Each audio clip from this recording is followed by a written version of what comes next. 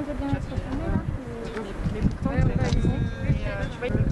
Être filmé, ça pose problème à la personne. Bonjour à tous, aujourd'hui je suis avec 3 sociétaires. On est venu vérifier le cahier des charges des yaourts C'est qui le patron. Nous avons ici tous les critères. Donc moi je suis avec, je vais vous laisser vous Philippe présenter. de Tigerie. Très bien. Claudine de Rambouillet, et donc je suis sociétaire depuis 2 ans maintenant chez C'est qui le patron. Super. Michel, sociétaire depuis pas mal de temps du Val-de-Marne. Super, bah écoutez je vous propose qu'on aille maintenant vérifier le cahier des charges chez notre partenaire fabricant. Tout à fait. Tout à fait. À ce niveau-là, vous voyez le quai de réception, d'accord? Donc il y a les quais qui sont justement prêts à être dépotés. Chaque quai est dédié à une matière. Donc sur la droite, vous allez recevoir la crème, sur le deuxième, vous allez recevoir du lait concentré, et sur les autres, du lait entier ou du lait zéro qui vient d'autres sites de Real Ultra Frais. Okay. Une fois que le lait ou la crème sont dépotés, elles sont stockées dans les cuves que vous voyez juste en face, mais également dans les cuves qui se trouvent juste derrière nous. Donc pour la petite anecdote, ça c'est une installation qui est toute récente. Dans le bâtiment, on va se retrouver toutes les installations de process liées au traitement du lait, donc essentiellement la pasteurisation, puisque sur ce quai de réception, on va recevoir le lait pour tout le site, et c'est à partir de cette installation-là qu'on va dispatcher le lait en fonction des ateliers de production.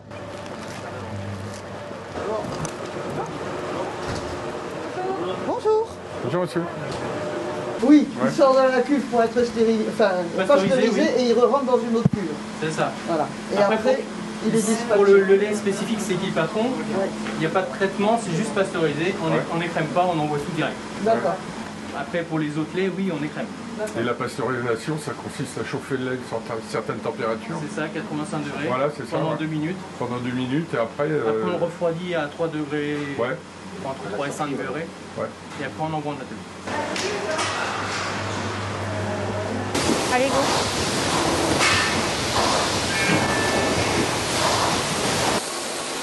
Donc on se rappelle, on a laissé notre lait qui a été pasteurisé au niveau du quai dans les cuves qui sont à l'extérieur. L'étape suivante est donc la standardisation en matière protéique. Cette opération se passe à ce niveau. Dans la salle qui est derrière nous, la matière protéique est en big bag. D'accord? Donc vous imaginez un gros big bag de 800 kg, comme vous avez derrière en réalité, qui va être positionné et la quantité à incorporer va être calculée directement par le serveur recette. Protéine, c'est le lait, C'est de la poudre de lait. c'est de la poudre de lait. Oui. C'est ça. Voilà.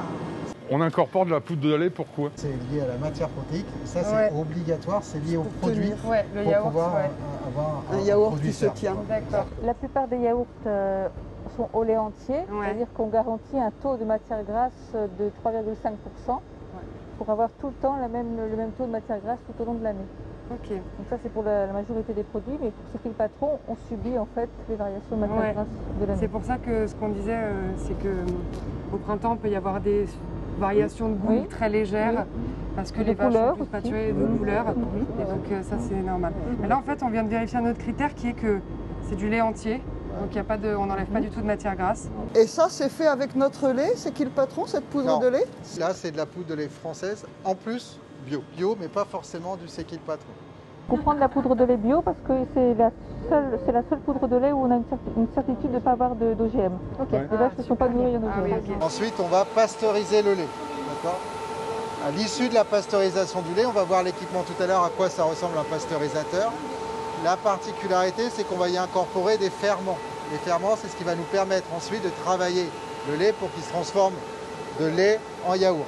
On va, à la fin de la pasteurisation, refroidir notre lait à une température inférieure à 6 degrés, de sorte à bloquer l'activité des ferments. Pour faire simple, tout se passe comme si on n'avait pas mis les ferments. Ils y sont, mais ils ne bougent pas, ils sont complètement inactifs.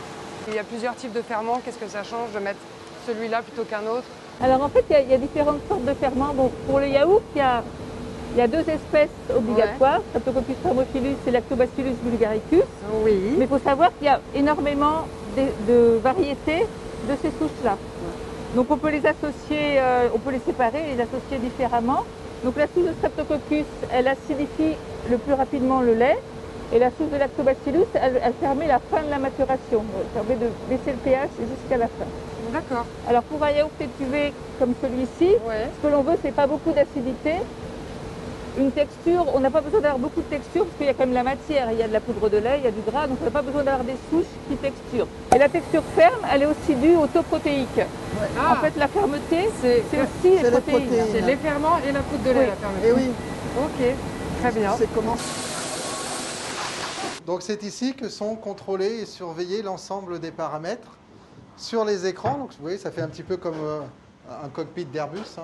Il y a pas mal d'écrans. Derrière, il y a des appareils analytiques pour mesurer la matière protéique, la matière grasse est contrôlée. Et tout ce qui est traçabilité également est assuré à ce niveau-là. C'est ce que vous voyez en termes d'enregistrement. Par exemple, la pasteurisation du lait de fabrication yaourt. Vous voyez à ce niveau-là que si on prend le cycle patron qui est ici, le lait a été stocké dans le tank numéro 8. Il a été ensuite envoyé dans le tank numéro 5. Il a tel pH, la température sortie du lait pasto est celle-ci, l'heure de départ, l'heure d'arrivée, les volumes et ainsi de suite. Toute la traçabilité. Et donc là, vous voyez une bobine plastique. En fait, c'est les pots de yaourt. Vous voyez, 10 mètres plus loin, vous retrouvez des pots de yaourt.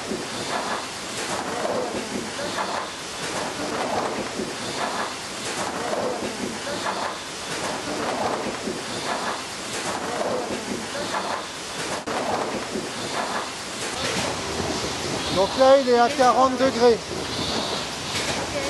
Alors pourquoi il est à 40 degrés? On se rappelle qu'on a mis les ferments et qu'on a refroidi le lait pour inactiver les ferments. Maintenant, il faut les réactiver.